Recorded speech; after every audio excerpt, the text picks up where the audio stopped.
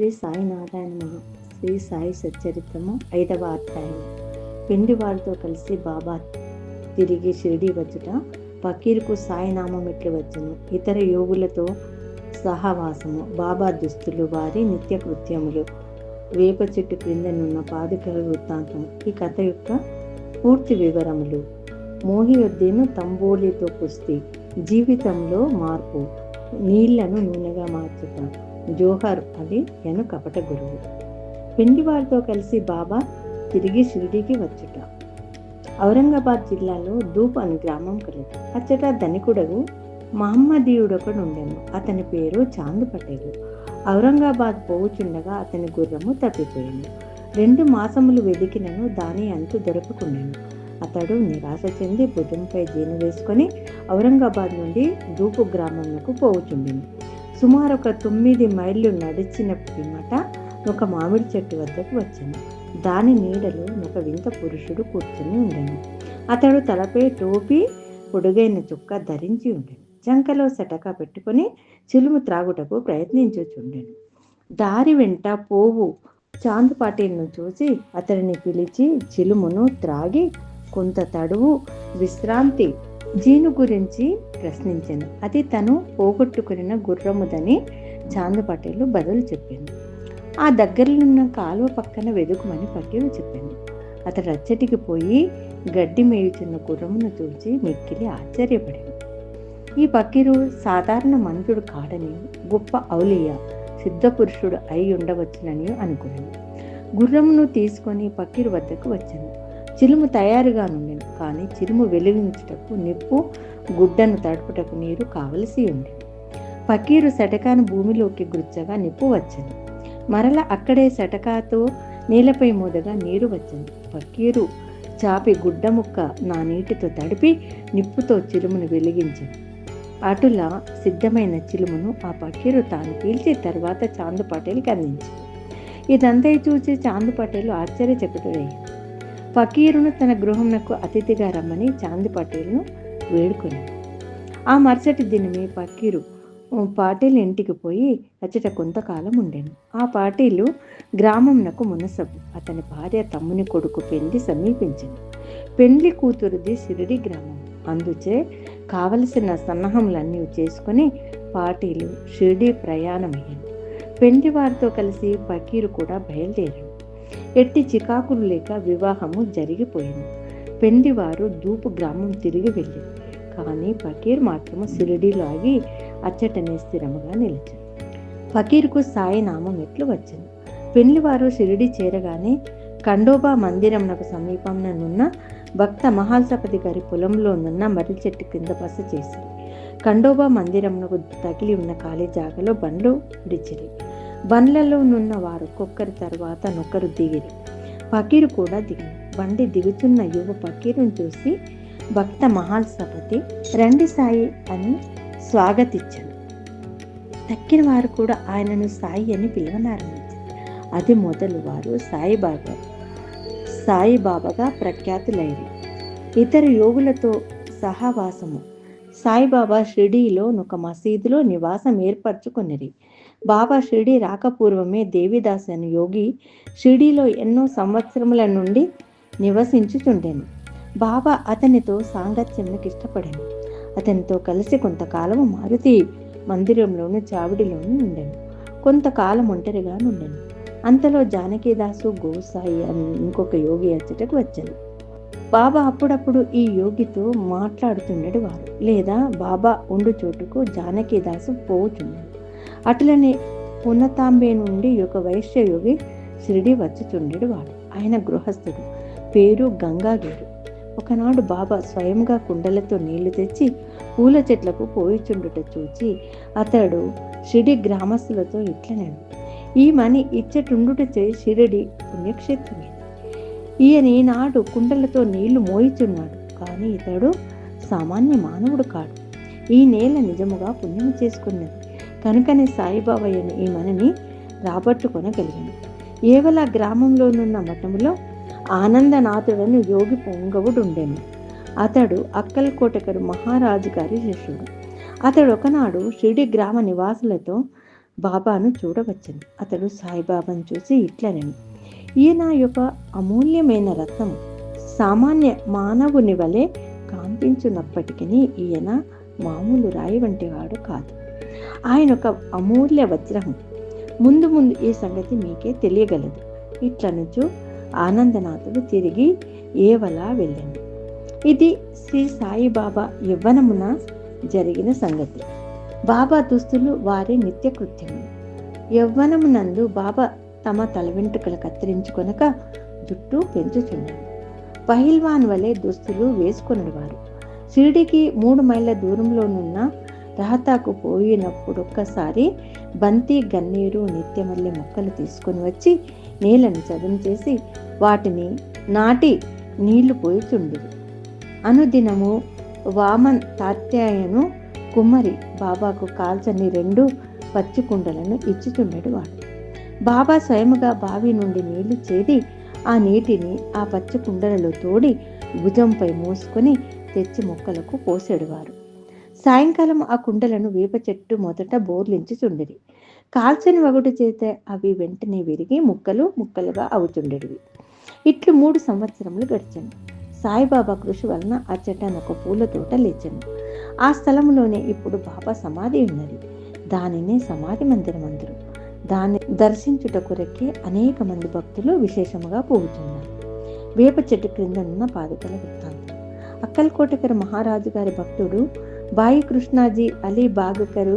ఇతడు అక్కల్కోటకర్ మహారాజు గారి చిత్రపటమును పూజించేడు వాడు. అతడు ఒకప్పుడు షోలాపూర్ జిల్లాలోని అక్కల్కోట గ్రామంకు పోయి మహారాజు గారి పాదుకలు దర్శించి పూజించవలనని అనుకోరాడు.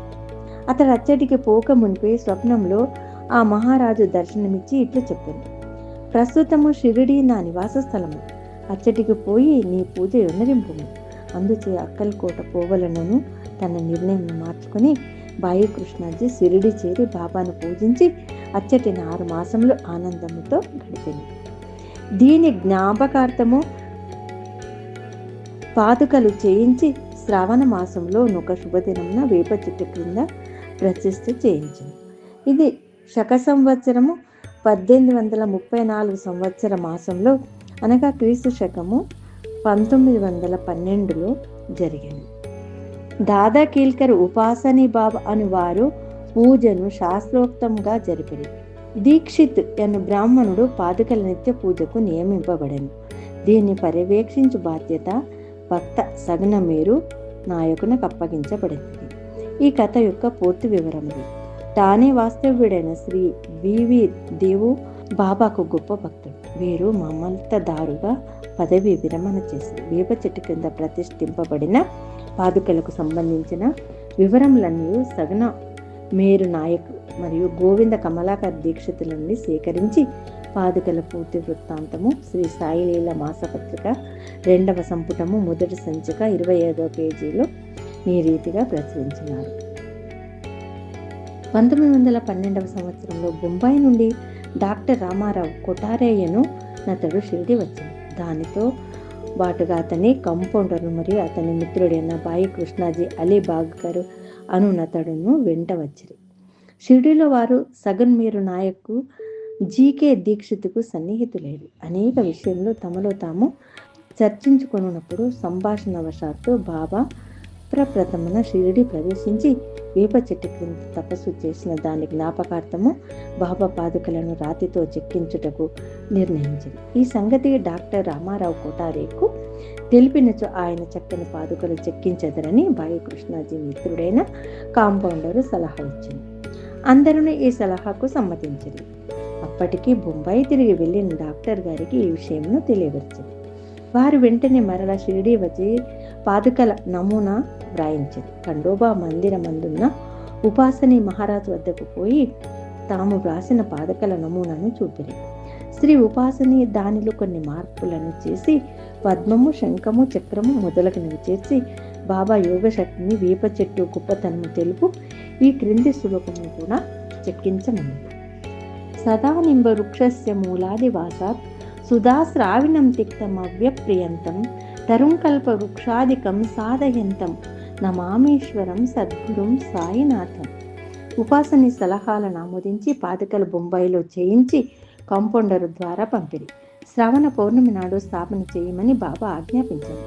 ఆనాడు 11 గంటలకు జీకే దీక్షిత్ తన శిరస్సుపై పాదుకలు పెట్టుకొని ఖండోబా మందిరం నుండి ద్వారకామాయికి ఉత్సవంతో వచ్చింది. బాబా పాదుకలను సూచించి అవి భగవంతుని పాదుకలని నుడివేను. వానిని వేప చెట్టు మూలమున ప్రతిష్ఠింపుడని ఆదేశించండి. ఆ ముందు రోజు బొంబాయి నుండి పాస్తా సేట్ అను పార్సీ వర్తకుడు మనీ ఆర్డర్ ద్వారా 25 రూపాయలు పంపి ఉండెను. బాబా ఆ పైకము పాదుకా ప్రతిష్టకు ఖర్చు నిమిత్తం ఇచ్చాను. మొత్తము 100 రూపాయలు ఖర్చు అయింది. అందులో 75 రూపాయలు చందాల ద్వారా వసూలు చేసింది. మొదట 5 సంవత్సరంలో జీకే దీక్షిత్ ఈ పాదుకలకు పూజ చేశాను. తర్వాత లక్ష్మణ్ కచేరి జాక్రిడే ఎను బ్రాహ్మణుడు నాను నామా పూజారి పూజ చేయించుంటాను. మొదట 5 సంవత్సరము నెలకు 2 రూపాయల చొప్పున డాక్టర్ కొటారే దీపపు ఖర్చు నిమిత్తము పంపుతుండేది. పాదుకల చుట్టూ కంచె కూడా పంపాను. ఈ కంచెయు పైకప్పును కోపర్గాం స్టేషన్ నుండి షిర్డీ వచ్చుటకు 780 ఖర్చు సగను మేరు నాయకు ఇచ్చాను. ప్రస్తుతం జాకడే పూజ చేయుచున్నారు. సగనుడు నైవేద్యమును దీపమును పెట్టుచున్నాడు. మొట్టమొదట బాయి కృష్ణాజీ అక్కల్కోటకరు మహారాజు భక్తుడు 1912వ సంవత్సరంలో వేప చెట్టు క్రింద పాదుకలు స్థాపించినప్పుడు అక్కల్కోట పోచు మార్గ మధ్యన షిర్డీ యందు దిగింది. బాబా దర్శనం చేసిన తర్వాత అక్కల్కోట గ్రామమునకు పోవలనని బాబా వద్దకేగి అనుమతిని మనను. బాబా ఇట్లనను, అక్కల్కోటలో నేమున్నది, అక్కడేలపోయేదవు, అక్కడుండే మహారాజు ప్రస్తుతం ఇక్కడనే ఉన్నాడు, వారే నేను. ఇది విని బాయి కృష్ణాజీ అక్కల్కోట వెళ్ళుట మానుకొనను. పాదుకల స్థాపన తర్వాత అనేక పర్యాయములు షిరిడి యాత్ర చేసింది. హేమాది పంతునకు వివరములు తెలిసి ఉన్నచో సచ్చరిత్రలో వ్రాయట మాని ఉండడు. మొహిద్దీన్ తంబోలితో కుస్తీ జీవితంలో మార్పు. షిరిడి గ్రామంలో కుస్తీలు పట్టుట వాడుక. అచ్చట మొహిద్దీన్ తంబోలి అని వాడు తరచుగా కుస్తీలు పట్టుచుండేడు వాడు. వానికి బాబాకు ఒక విషయంలో భేదాభిప్రాయం వచ్చి కుస్తీ పట్టింది. అందులో బాబా ఓడిపోయింది. అప్పటి నుండి బాబాకు విరక్తి కలిగి తన దుస్తులు నివసించే రీతిని మార్చుకున్నాడు. లంగోటి బిగించుకొని ఫకీరులు ధరించు పొడవాటి చొక్క కప్నీని తొడుక్కొని నెత్తిపైన గుడ్డ కట్టుకునేవారు. ఒక గోనెముక్కపై కూర్చున్నాడు వారు. చింకి గుట్టలతో సంతృష్టి చెందేవారు. రాజ్యభోగం కంటే దారిద్ర్యం మేలని నుడివెడివారు. పేదవారికి భగవంతుడు స్నేహితుడనేవారు. గంగాకీరుకు కూడా కుస్తీల యందు ప్రేమ. ఒకనాడు కుస్తీ పట్టుచుండగా అతనికి వైరాగ్యము కలిగింది. అదే సమయంలో దేహమును దమించి దేవుని సహవాసం చేయమని ఒక శరీరవాణి అతనికి వినిపించను. అప్పటి నుండి గంగాగీరు సంసారం విడిచెను. ఆత్మ సాక్షాత్కారం కొరకు పాటుపడెను. ఉన్నతాంబే దగ్గర నది ఒడ్డున మఠమును స్థాపించి తన శిష్యులతో నివసించుచుండెను. సాయిబాబా జనులతో కలిసిమెలిసి తిరిగేవారు కారు. ఎవరితో తమంతట తాము మాట్లాడేవారు కారు. ఎవరైనా ఏదైనా అడిగినా అడిగిన దానికి మాత్రమే జవాబిచ్చేవారు. దినములో ఎక్కువ భాగం వేప చెట్టు నీడయందు, అప్పుడప్పుడు యూరవతలనున్న కాలువ ఎట్టున గల తుమ్మ చెట్టు నీడన కూర్చునేవారు. సాయంకాలం ఊరకని కొంత దూరం నడిచేవారు. ఒక్కొక్కసారి నీమ్గాం పోతుండేవారు. నీమ్గాంలో బాబాసాహెబ్ త్రైంబక్జీ డెంగిలే అనునతని ఇంటికి తరచుగా పోవారు. బాబాసాహెబ్ డెంగిలే యందు సాయిబాబాకు మిక్కిలి ప్రేమ. అతని తమ్ముని పేరు నానాసాహెబ్. అతడు 2 వివాహం చేసుకున్నను సంతానం కలగలేదు. బాబాసాహెబ్ డెంగిలే తన సోదరుని సాయిబాబా వద్దకు పంపెను. బాబా అనుగ్రహంచే నానాసాహెబు పుత్ర సంతానము కలిగెను. అప్పటి నుండి బాబాను దర్శించుటకు ప్రజలు తండోపతండములుగా రాసాగిరి. వారి కీర్తి అంతటను వెల్లడి అయ్యను. అహ్మద్నగర్ వరకు వ్యాపించను. అక్కడ నుండి నానాసాహెబ్ చందోర్కరు, కేశవ్ చిదంబర్ మొదలుగా గల అనేక మంది షిరిడీకి వచ్చుట ప్రారంభించింది. దినమంతయు బాబాను భక్తులు చుట్టి ఉండేవారు. రాత్రులందు బాబా పాడుపడిన పాత మసీదు యందు శయనించుచుండేది. పొగ పీల్చుకొని చిలింగొట్టము, కొంత పొగాకు, ఒక రేకు డబ్బా, కప్ని, తలగుడ్డ ఎల్లప్పుడు దగ్గర నుంచుకొని సటక, చేతికర్ర మాత్రమే అప్పటిలో ఆయనకున్న సామాన్లు. తలపైన ఒక గుడ్డాను చుట్టి దాని అంచులను జడవల మెలిపెట్టి ముడివేసి ఎడమ చేయి వైపు నుండి వెనుకకు వేలాడునట్లు వేసుకునేవారు. తమ దుస్తులను వారముల తరబడి ఉతకకుండా ఉంచువారు. చెప్పులను తొడిగేవారు కారు. దినమంతే గోనగుడ్డపైనే కూర్చునేవారు. కప్ని క్రింద లంగోటి కట్టుకునేవారు. చలిని కాచుకొనుటకు దునికెదురుగా మసీదు ఈశాన్య భాగంలో గల కొయ్య చేపట్టుపై తమ ఎడమ చేతి నానించి దక్షిణాభిముఖముగా కూర్చునేవారు. ఆ తునిలో అహంకారమైన కోరికలను, ఆలోచనలను ఆహుతి చేసి అల్లాయే యజమాని అని పలికేవారు. మసీదులో 2 గదుల స్థలము మాత్రం ఉండేది. భక్తులందరూ అచటనే బాబాను దర్శించుచుండేది. 1912 తదుపరి మసీదునకు కొన్ని మార్పులు చేయబడినవి. పాత మసీదును మరామత్తు చేసి నేలపైన నక్షీరాలు తాపన చేసి బాబాయ్ ఆ మసీదుకు రాకపూర్వము తకీయ రచ్చలో చాలా కాలం నివసించింది. బాబా తమ కాళ్ళకు చిన్న గజ్జెలు కట్టుకుని సొగసుగా నాట్యం చేసేవారు. భక్తి పూర్వకమైన పాటలు పాడేవారు. నీళ్ళ నూనెగా మార్చుట. సాయిబాబాకు దీపంలన్న చాలా ఇష్టం. ఊరిలో నూనెను విక్రయించే షావుకారులను నూనె అడిగి తెచ్చి మసీదు నందు రాత్రి అంతే దీపంలో వెలిగించుతుండేడు వారు. కొన్నాళ్ళు ఇట్లు జరిగింది. ఒకనాడు నూనె ఇచ్చి దుకాణదారులందరూ కూడా బలుకుకొని బాబాకు నూనె ఇవ్వకూడదని నిశ్చయించుకుంది. బాబా వారి దుకాణములకు ఎప్పటి వెళ్ళిపోగా నూనె లేదన్నది. బాబా కలత చెందక బట్టి వత్తులు మాత్రమే ప్రమిదలలో వేసి ఉంచను. నూనె వ్యాపారులు ఆసక్తితో నిదంతే గమనించుచుండేది. అడుగున 2-3 నూనె చుక్కలు మిగిలి ఉన్న తమ రేకు డబ్బాలో నీటిని పోసి కలియబెట్టి ఆ నీటిని త్రాగివేసింది. ఈ విధంగా ఆ రేకు డబ్బాలో నూనెను అవశేషమును పావనము చేసి పిమ్మటమల డబ్బాలో నీరును తీసుకొని ఆ నీటిని ప్రమిదలను నింపింది. దూరముగా నిలిచి పరీక్షించుచున్న దుకాణదారులు విస్మయం పొందినట్లు ప్రమిదలన్నీ తెల్లవారు దాకా చక్కగా వెలుగుచుండెను. ఇదంతయు చూచి ఆ షావుకారులు పశ్చాత్తాపపడి బాబాను మన్నింపమని కోరిది. బాబా వారిని క్షమించి ఇక నేను సత్యం నంటి పెట్టుకొనుడని హితవు చెప్పి పంపివేసి జౌహర్ అలీ అను కపట గురువు. పైన వివరించిన కుస్తీ జరిగిన 5 ఏళ్ల తర్వాత అహ్మద్ నగర్ నుండి జౌహర్ అలీ అను పకీరుపడి శిష్యులతో రాతా వచ్చింది. వీరభద్ర మందిరంకు సమీపంలోనున్న స్థలంలో దిగింది. ఆ పకీరు బాగా చదువుకున్నవాడు. ఖురాన్ అంతే వల్లించగలడు. మధుర భాషణుడు. ఆ ఊరిలోని భక్తులు వచ్చి వారిని సన్మానించుచు గౌరవంతో చూచుచుండెడు వారు. వారి సహాయంతో వీరభద్ర మందిరమునకు దగ్గరగా ఈద్గాయను గోడను నిర్మించుటకు పూనుకును. ఈదుల్ ఫిత్ర్ అను పండగ నాడు మహమ్మదీయులు నిల్చుకొని ప్రార్థించు గోడాయే ఈద్గా. ఈ విషయంలో వివాదం లేచి అది ఘర్షణలకు దారి తీసింది. దానితో జౌహర్ అలీ రాత విడిచి షిరిడి చేరి బాబాతో మసీదు నందుండ సాగింది. ప్రజలు వాని తీపి మాటలకు మోసపోయారు. అతడు బాబాను తన శిష్యుడని చెప్పువాడు. బాబా ఎందులకు అడ్డు చెప్పగా శిష్యుని వలనే మసులుకొని తర్వాత గురు శిష్యులిద్దరూ రాతాకు పోయి అచ్చట నివసించుటకు నిశ్చయించుకున్నది. గురువునకు శిష్యుని శక్తి ఏమీ తెలియకుండాను. శిష్యునికి మాత్రం గురువు యొక్క రూపములు బాగా తెలియదు. అయినప్పటికీ బాబా ఆ కపట గురువుని ఎప్పుడు అగౌరవించగా శిష్య ధర్మమును శ్రద్ధగా నెరవేర్చుచుండెడు వారు. అప్పుడప్పుడు వారిరువురు షిరిడీకి వచ్చి పోతుండేడు వారు. కానీ అధికంగా రాహతాలోనే నివసించేవారు. షిరిడీలోని సాయి భక్తులకు బాబా ఆ విధముగా రాహతాలో నుండుట ఎంత మాత్రం ఇష్టం లేకుండా అందుచే వారందరూ కలిసి సాయిబాబాను మరలా షిరిడీకి పిలుచుకొని వచ్చుటకు రాహతా వెళ్ళారు. వారు రాహతాలో ఈద్గా వద్ద బాబాను ఒంటరిగా చూచి వారిని తిరిగి షిరిడీకి తీసుకొని పోవుటకై వచ్చామని చెప్పారు. జౌహర్ అలీ ముక్కోపి అని, ఆయన తనను విడిచిపెట్టాడని, అందువలన వారు తనేందు ఆశ విడిచి ఫకీరు అక్కడకు వచ్చు లోపల షిరిడీ మరలి వెళ్ళుట మంచిదని బాబా వారికి సలహా ఇచ్చింది. వారిట్లు మాట్లాడుకొనిచుండగా జౌహర్ అలీ అక్కడికి వచ్చి బాబాని తీసుకొని పోవుటకు ప్రయత్నించిన షిరిడీ ప్రజలపై మండిపడింది. కొంత వాదోపవాదంలో జరిగిన పిమ్మట గురు శిష్యులిద్దరూ తిరిగి షిరిడీ పోవుటకు నిర్ణయమైనది. వారు షిరిడీ చేరి ఎచ్చటనే నివసించుచుండేది. కొన్ని దినముల పిమ్మట దేవిదాసు ఆ కపట గురువును పరీక్షించి అతని బండారము బయటపెట్టాడు. చాందుపాటెలు పెళ్లి బృందంతో బాబా షిరిడీ వచ్చుటకు 12 సంవత్సరముల ముందే 10-12 ఏళ్ల వయసులో దేవిదాసు షిరిడీ చేరారు.